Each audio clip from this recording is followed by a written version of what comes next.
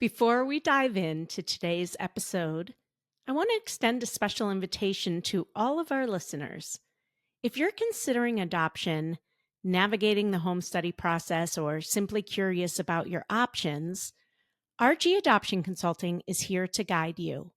Visit our website at www.rgadoptionconsulting.com/contact to schedule a complimentary chat.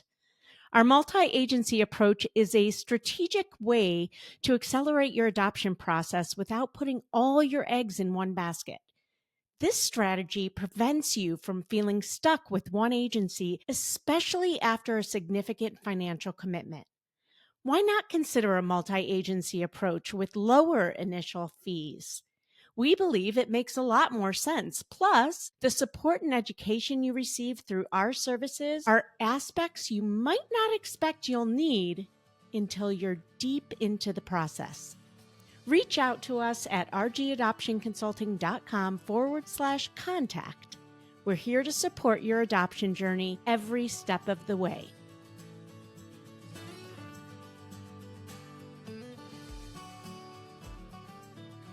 Your dream is to become a mom. My dream is to help you get there. I'm Rebecca Gruenspan, a single mom through domestic adoption and an adoption consultant for over a decade. I'll be your guide, along with other adoption professionals and members of the adoption constellation, walking you step by step down this beautiful and complex path of adopting your baby. When I was going through the adoption process, I had no idea what I was doing, what I needed to know, or more importantly, who to trust. Well, after helping hundreds and hundreds of families grow through the beauty and complexity of adoption, I've learned more than a thing or two, and let me tell you, it's not always rainbows and butterflies. This isn't just another podcast sharing adoption stories, but it's for you if you're genuinely committed to diving in with an open heart, eager to learn everything there is to know about adopting a baby so that you can show up for yourself and your child in the best way possible. This podcast is for you if you're ready to put your newfound knowledge into action. Adoption isn't for the weak of heart, and it certainly isn't done when your baby gets placed in your arms. If that's what you think, I'm afraid you're living in la la land. My promise to you is to keep it real if you promise to keep digging. We'll acknowledge the hard, and we'll also celebrate the joy that is adoption. You ready? Let's do this.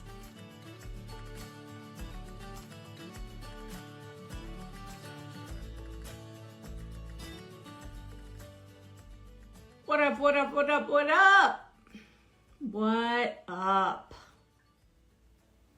people in adoption land? Hi. Whoa, what a week it's been in the media, in my personal life, in our families' lives, and I'm here to spill it all. So, who else is here for it?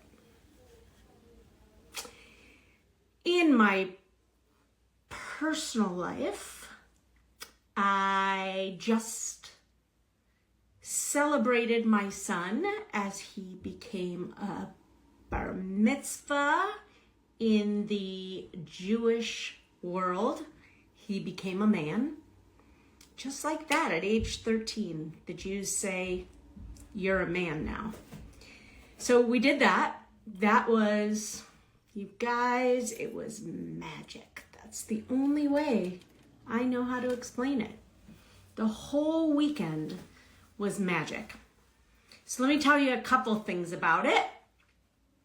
And if you think this doesn't have to do with adoption, oh, it does. It does. So stay with me. Hold on, please. So the Bar Mitzvah was on Saturday.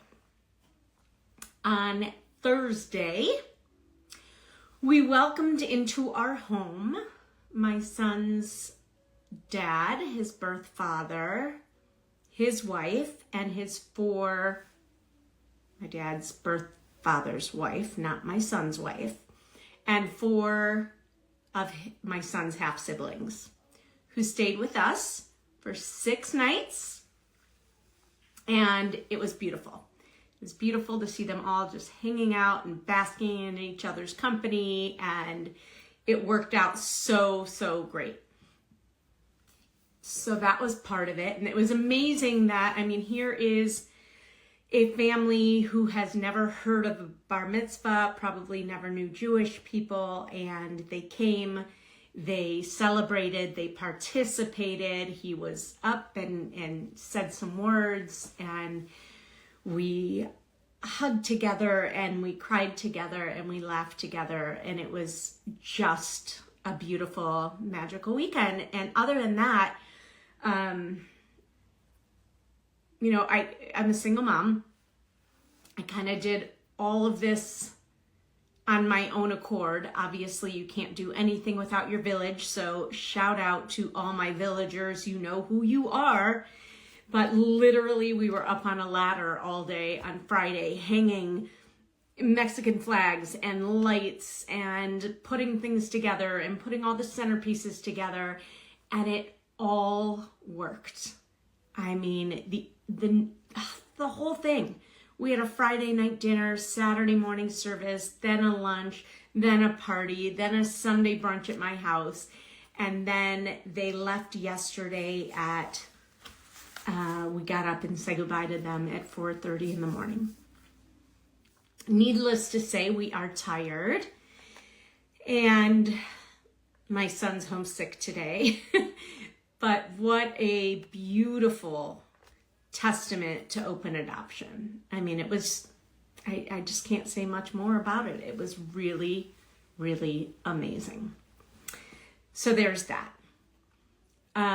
While all this bar mitzvah celebration was going on, evidently a letter came out from the FTC, the Federal Trade Commission, to adoption intermediaries, warning them against misleading parents. And evidently, lots of consultants, facilitators, advertisers received this warning letter. I did not, thankfully, although I did read every word, and it really has nothing to do with me. They're really warning people who are intermediaries between families and birth moms who are making an adoption plan, charging people to be the intermediary even though they are unlicensed entities. Now, adoption consultants are also not licensed. Technically, we are not intermediaries. We do not work with birth moms, so they are not on one side of the equation for us. At least they shouldn't be. If you are working with a consultant and you know they do work with expectant moms, you might want to be careful. I do not work with expectant moms. I never have worked with expectant moms. I've never been on the phone with an expectant mom other than to interview them and to learn from them. I have never been in a room with an expectant mom. I've never been in a room where my families were signing adoption papers. So I don't have anything to do with that. So as I read this, I did not feel threatened, as I don't think that it's talking to me. Although a lot of consultants did get it. Why? I don't know. I don't know that everybody deserved to get it. But certainly it was a warning for people to be more open and transparent with numbers and not make promises that you can't keep. While I may say that I can help families adopt quicker than they might be able to do it on their own, that is mostly true, and the majority of our families have indeed adopted in less than a year from either signing up with us or at least signing up with their agencies. We have all of the backing to show that. Our statistics are on our website, and we have the paperwork to prove it. So we are not representing anything that isn't the norm for our families under our services. So there's that. I guess another interesting article was just came out through the New York Post, I think it was, the imprint, about adoption, not the imprint, the New York Post, about adoption and race, naming some big players in the adoption world. So there's that. Things to look out for. So many different views, it's so complicated. I just did an interview with somebody for one of my podcast episodes talking about ethics and who makes the decisions, what's ethical, what's not ethical. Some of it is black and white, but most of it is gray. And it's really, really difficult. And I think there's a lot of new laws about advertisers and support to birth moms, and it's all still so gray because there are so many nuances in adoption. Okay, inside of our community, we had a lot of discussions, so I want to bring up what is being talked about. And the first thing is around grants and subsidies. So we asked our families, out of curiosity, who received grants and subsidies, and what that looked like, and how that helped them, etc. So I want to read some of those answers because I think it could be really helpful for you, and it may give you some ideas. It also may, just spark some little nuggets for you. One person said, I was laid off from my company before we had the pleasure of adopting our son. However, the company provides $40,000 in adoption or surrogacy benefits for all U.S. employers. We tapped into about $17,000 of this prior to and after my layoff, but before I lost benefits. This paid for consulting services, our home study fees, and to get on the list of a few agencies. We were devastated to lose this money prior to finalizing, and I sent a letter to the CEO explaining the impact of this layoff on employees on the adoption or surrogacy journey, which turned quite a few heads, but ultimately didn't help us. Good for her. I feel very fortunate to have had access to the money that we did, and know that had we not had it, things certainly would have been a little bit more challenging for us.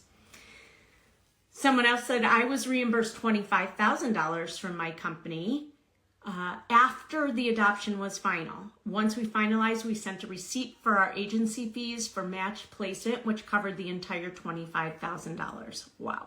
Keep in mind, it was taxed like a bonus, so we lost a good chunk of that to tax. It also increased our taxable income for the year, which could put you in a higher tax bracket. This was information that I really struggled to find, so had no insight until it was paid on how it would work with taxes. Great insight. I had no idea of that either, and I don't know if all companies work that way or not. I would venture to guess that they do. Before we go on, we're going to take a quick break, but don't go away. We still have so much to talk about. Hey there, Adoption Roadmap fam. Are you ready to take the next step on your journey to parenthood? If so, head over to our website and take our quiz. It's called, Are You Ready to Adopt? It's not just about testing your knowledge. It's about making sure you're emotionally and practically prepared for the beautiful, complex journey of adoption. Let's make your dream of parenthood a reality. Go to rgadoptionconsulting.com and take the Are You Ready to Adopt quiz today. That's rgadoptionconsulting.com.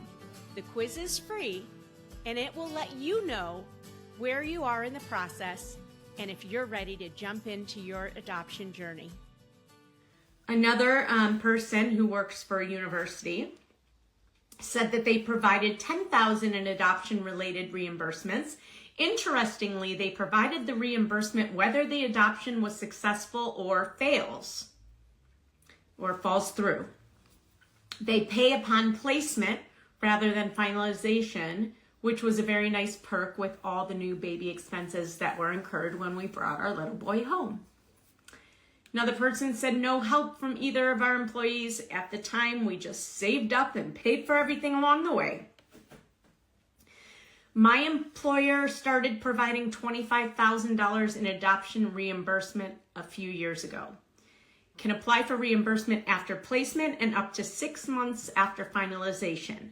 We ended up submitting after finalization when we had our final agency statement and were able to get it better coordinated with our adoption tax credit plan. This did not impact a lot of decisions we made because we knew we still needed the money up front. And we tried to approach the process as if the money wasn't going to come through.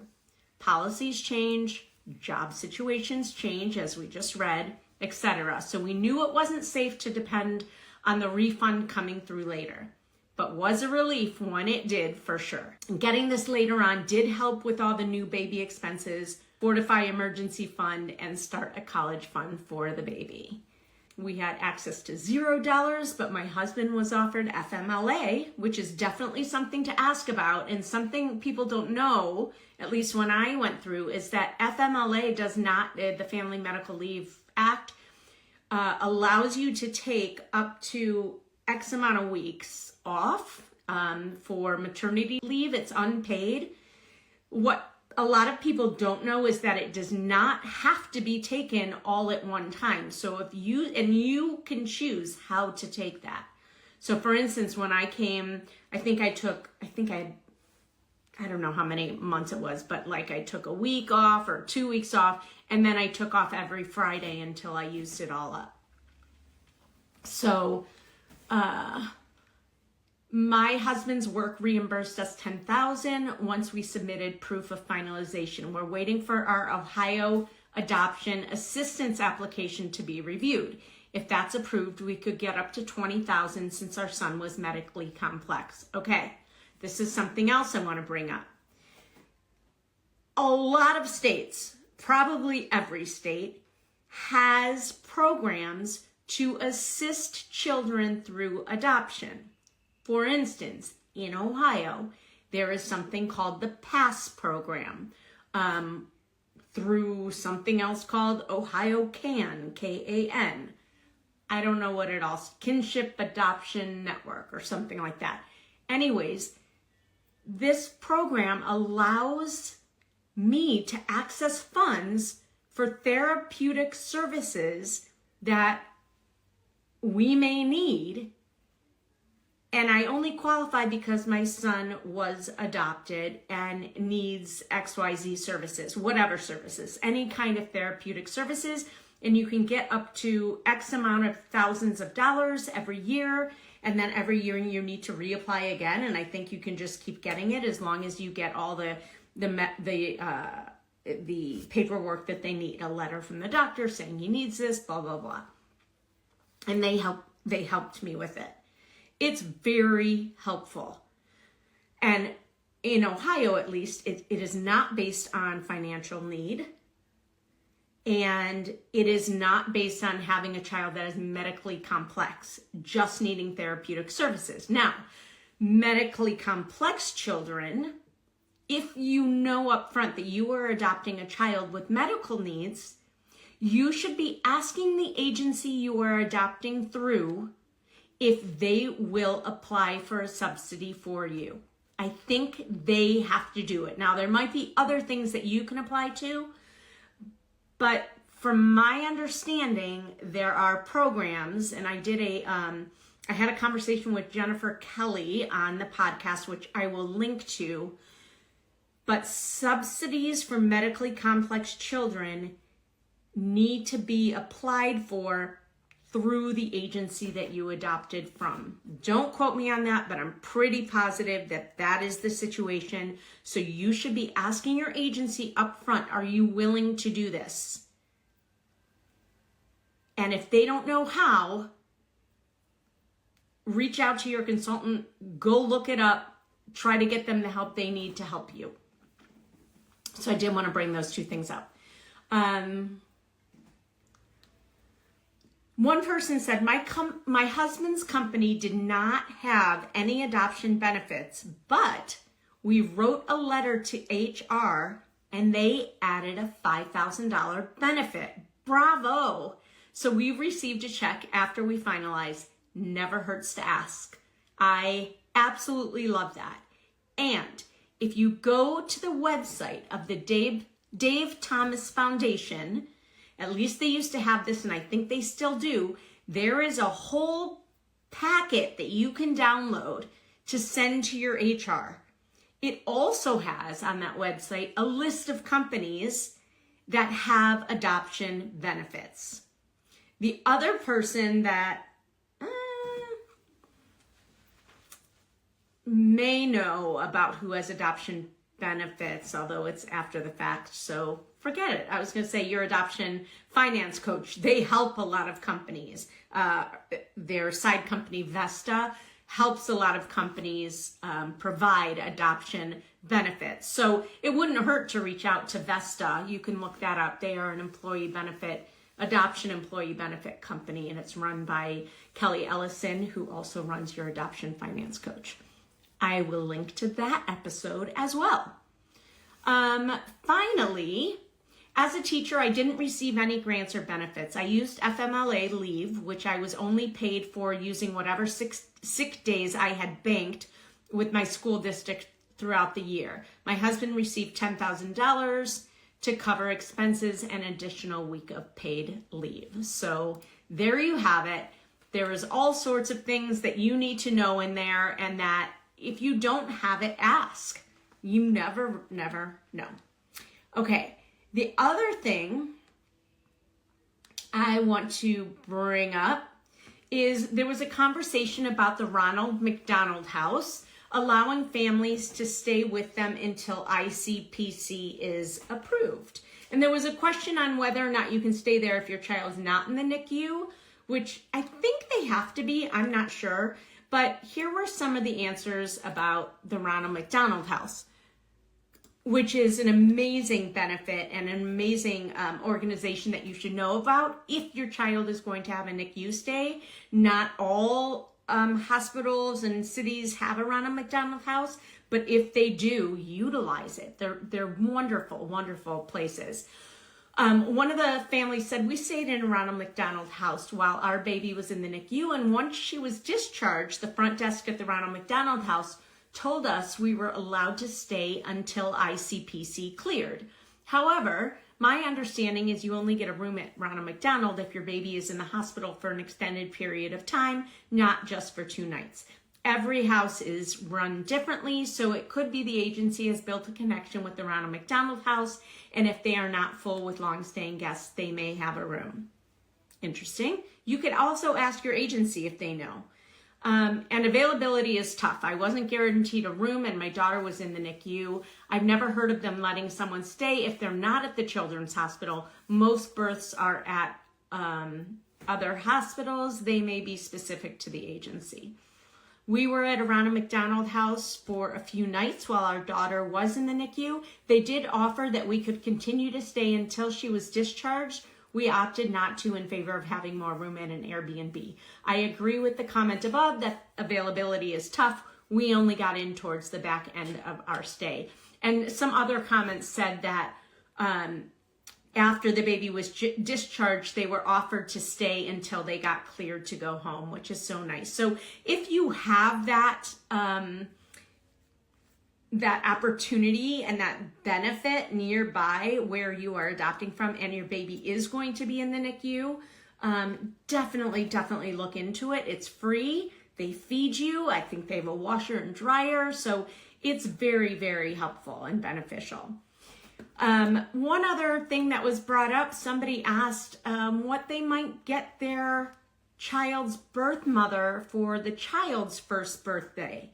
We want to honor her and ensure she knows she's part of our celebration and find a way to include her, her son that she is parenting, not sure if he knows about the adoption or not. He was very young when it happened. One person said that they did a really nice photo book that's a great gift always. You know what? We didn't get a lot of answers to that one, but a photo book is a beautiful gift, or artwork, I would say, something like that. And if nothing else, maybe a phone call or just a letter. I just got a call from a woman who is matched. It's getting closer, and she started freaking out because her and the expectant mom are talking on a weekly basis, and she didn't respond right away. So she's worried that maybe she changed her mind. The fact is, number one, she's changing her phone and getting a new number, and the agency already knew that. And which happens a lot, by the way. That is a very common thing, that expectant moms lose their phone, get a new phone, change their numbers for whatever reason. And also, it's very normal to start freaking out when you're getting closer and closer to the date of the birth. That is normal. I told her to wait a week. If mom doesn't call after another week, because it's been her MO to call all the time, but we know she's changing her phones, then we can start freaking out together. But it's a little too early, and also very normal that it's getting closer and she is freaking out. So normal stuff. I think I'm going to leave it there. That was a lot. I will cover some other stuff next week in adoption. I'll just move that to next week and see what else comes up in our community. But I feel like there has been a lot of movement lately, which is good. So that's what I've got for you. I hope that you have been enjoying my amazing conversations with our guests on the Adoption Roadmap podcast. And listen, I'd really appreciate if you have been. Share your favorite episodes with somebody who you think would benefit from hearing it. And if you wouldn't mind giving us a review, that would mean the world to me. Thank you so much. Have a beautiful weekend, and I'll see you next week in This Week in Adoption. Bye for now.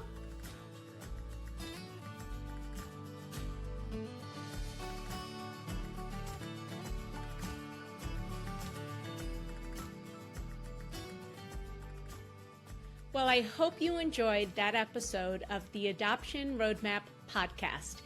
If you did, I have a few favors to ask of you. First, please hit subscribe so you never miss an episode. And while you're at it, I'd love to hear your takeaways. Please write a review and let me know what you liked. And if you have a question or a suggestion on what you'd like to hear, I'd love to hear that too. Please shoot me an email at support@rgadoptionconsulting.com and let me know what you'd like to hear about. And if you have a question, I may just answer it online. Thanks again for listening.